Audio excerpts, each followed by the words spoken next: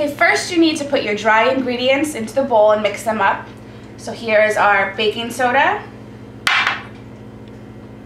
citric acid, Epsom salts,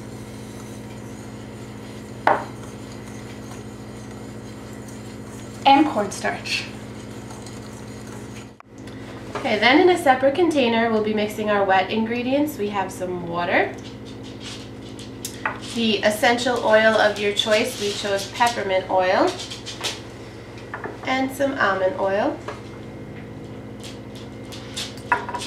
Whisk those up a little bit and add a few drops of food coloring. See how that looks. Okay, then once we have our liquid ingredients, we will add them to the dry. Ooh, there's a little bubbling effect going on.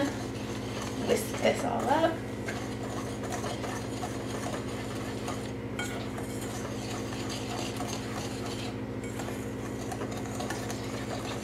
Looks like we need to add more water.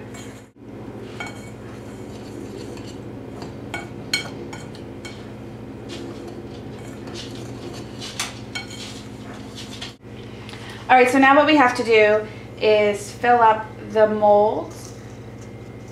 There's 2 halves, and you pack it in as tightly as you can into each half. And then you put extra on top of one of them, and then put the other half on top. And then hope that it stays as a solid bath bomb. You're not in it. There you go.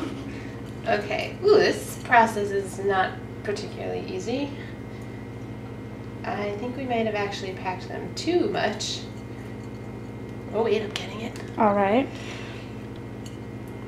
All right, so you really got to put some muscle into this part. And trying to snap together the 2 sides so that they stay.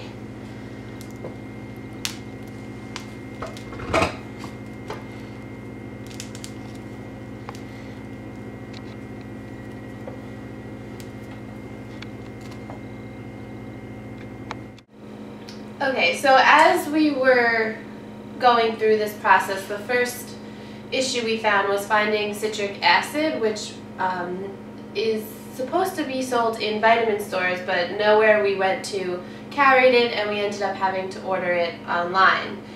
Along with that, the mold was ordered online, and upon receiving it, we found that it was much larger than we realized. It was almost a 4-inch mold, which took up the entire mix.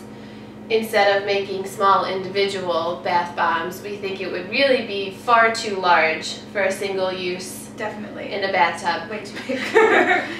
Since it's actually Easter time right now, we were thinking that a better idea would have been to use the little individual plastic Easter eggs. They would have been much smaller and manageable. Definitely.